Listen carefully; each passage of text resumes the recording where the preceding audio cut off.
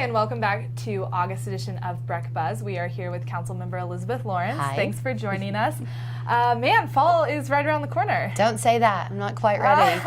Don't worry, it's still plenty warm outside. That's right. It was pretty hot the other Though day. I did see at the corner of Maine and Washington an aspen tree that started turning yellow already. I have seen a couple on my runs. Yes. They've started to change. But, you know, I like fall. I like when it starts to get cooler. Yeah.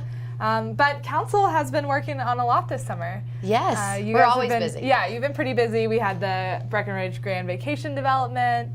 We had all those conversations with Breck Epic. I know something that's coming up is our short-term rental ordinance. Yes. And maybe talk a little bit about that. Yeah, so we are looking at doing an additional ordinance on short-term rentals. In addition to what we already do here in the town of Breck, we've kind of been at the forefront of short-term rentals, that we require people to have a bolt license, Right. which is basically a business license, and that they have to remit the proper taxes if they have a short-term rental, so that Right. they pay lodging taxes in the same way that a hotel does. And so that part we've been successful. We have about a 98% compliance rate. Wow, yeah. Which is great Yeah. on people that have the license, remit their taxes, etc. But what we started to run into is there's not really a central location. Say your next door neighbor does short-term rentals and Which they do.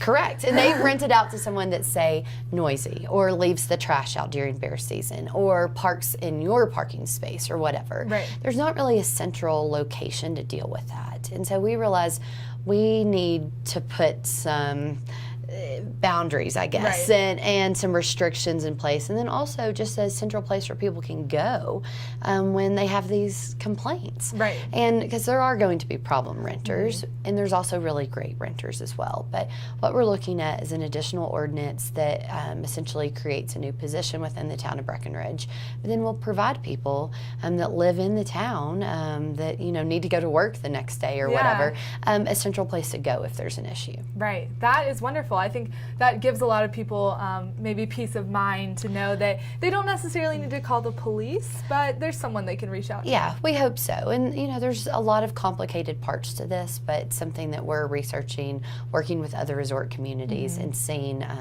how we can do this in the best way for both our residents and our guests. Right. So when someone is, having a party really late into the night and you have to work the next morning, Yes. you maybe can get a little more sleep. Yeah, exactly. And, we are always balancing that out with creating more long-term housing.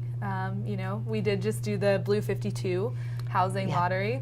Very exciting. So we have our first residents moving in there end of August, beginning of September, which is great. And so I know that there's so many people that are excited to get a unit there. Yeah. And these are for sale units. So that completes that neighborhood called Blue 52 Right.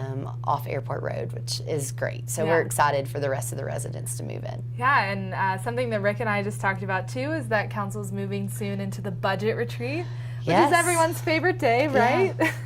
Yeah, no, it's always a good day, and I think now we're looking at maybe not doing as many, say, sexy projects, Right. like we did the rec center last year, which was so wonderful and exciting, but just a lot of basic infrastructure that we need to address, and that's really what we're here to do as a municipal government, and so we're really going to focus on those things Right. the next few years. Yeah, because you guys had a conversation about some capital improvement projects, and that involves stuff, like roundabouts, right? And some other things. Yes, and I think that's just goes along with our parking and transportation plan for people to get around better Right. throughout town, and so those are the kind of things we're going to be focusing on. Yeah, and heated sidewalks. Yeah, enhanced lighting. Enhanced lighting. Yeah, more transportation, better bus stops, things like that. Yeah, every time someone asks me, where should I park in Breck, I always tell them, you know what, actually it's just easier if you leave your car wherever it is and walk around. It's beautiful. Take That's the right. bus Yeah.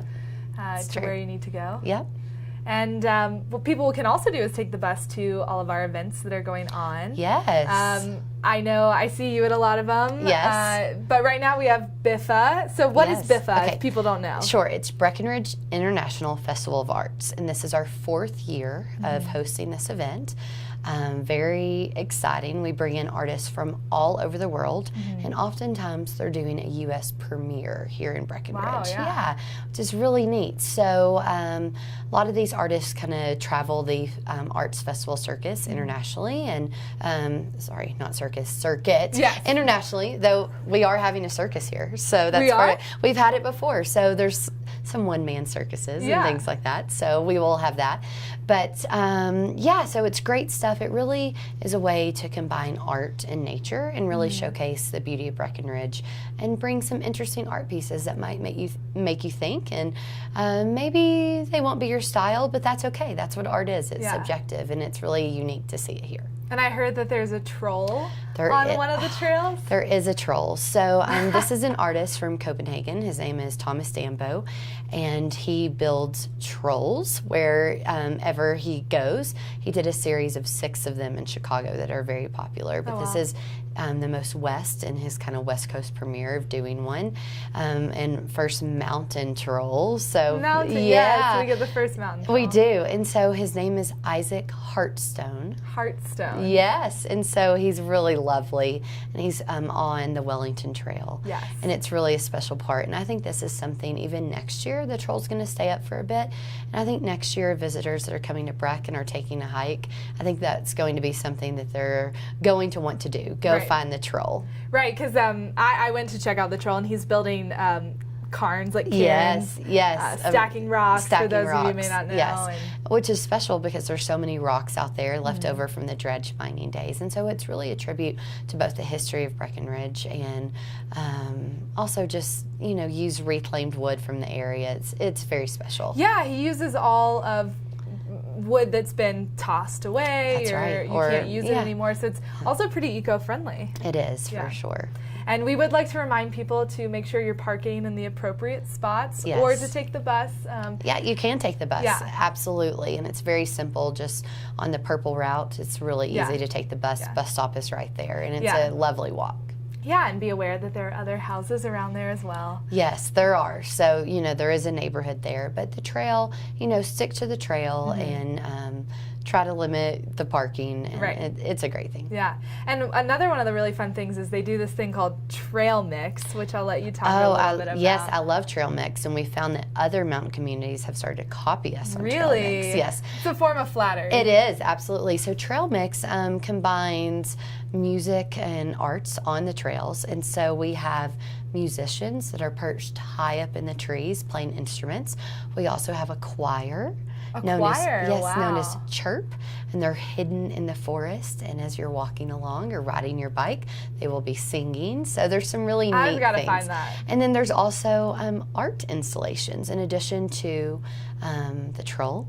There's this really neat Yeti. Where is that one? It's also, where is it? Illinois Gulch, I believe. Illinois Gulch, yes, okay. Is where the Yeti is. And he or she, that Yeti, is made out of grass, and it's it's really cool.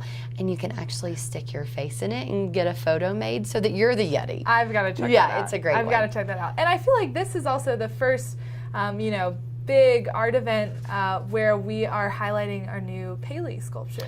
Yes, and so Paley is part of what we have in our public art collection here in Breckenridge. And so BIFA really highlights international artists that we bring in. Right. But Paley's part of our permanent collection, yes. That lives near the Riverwalk Center. Now that it's in, we've heard some wonderful comments, wonderful things. We've seen families having professional photo shoots made near the Paley. Really? Yes, because it's really beautiful with that bright blue against the blue sky and the mountains. It's just a unique piece, and it looks really nice at night when it's lit. Yeah, I love it. My favorite part of walking around downtown is when I turn a corner and I've seen all the art pieces before, but just when it catches you on the right day. Absolutely. Any of the pieces are wonderful. Yes, I agree. And, people can take a public art self-guided tour.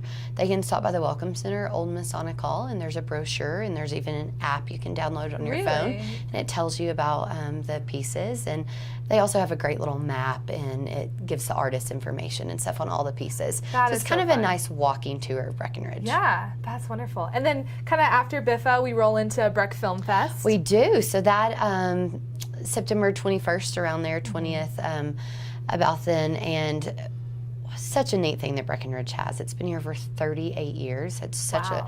such a long history, and it's a great thing to do. You know, you can go out on a trail run in the morning and go see films in the afternoon. That is what I love to do Yes, with and my it's day. just they really offer films for everyone, whether it's children or adults.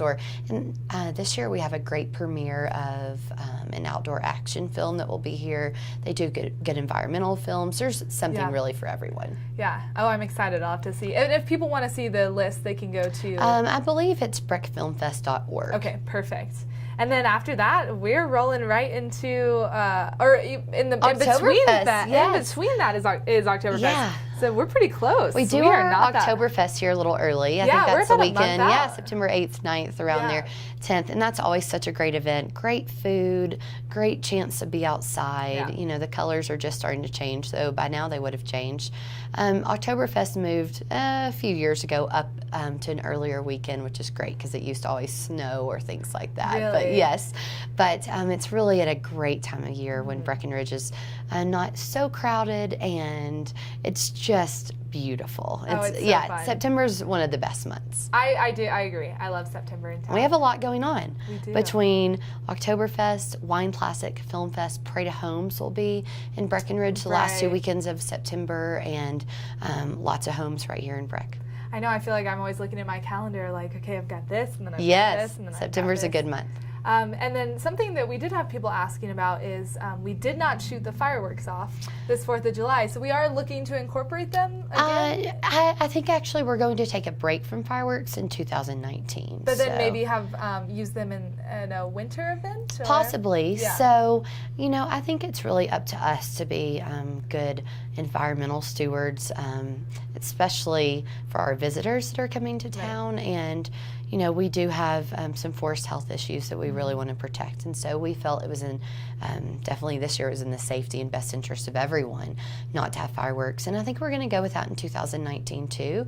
Obviously, we're going to look to fire experts such as the local fire departments and Forest Service to kind of guide us on that. But for right now, I think we're on hold. Yeah, but I think what everybody can trust when they come to town is whatever the event is, we're going to have something unique and awesome and fun to add Absolutely. to it. 4th of July in Breckenridge, there's really not a better place. And we're going to have so many things to entertain you. Yeah, you really can come to Breck any weekend and be entertained. That's right. Yeah, well, I think that's all the time we have today, but thanks for joining us, Thank Elizabeth. you. And we are also excited as we roll into September, and thanks for tuning in, and we'll see you next time.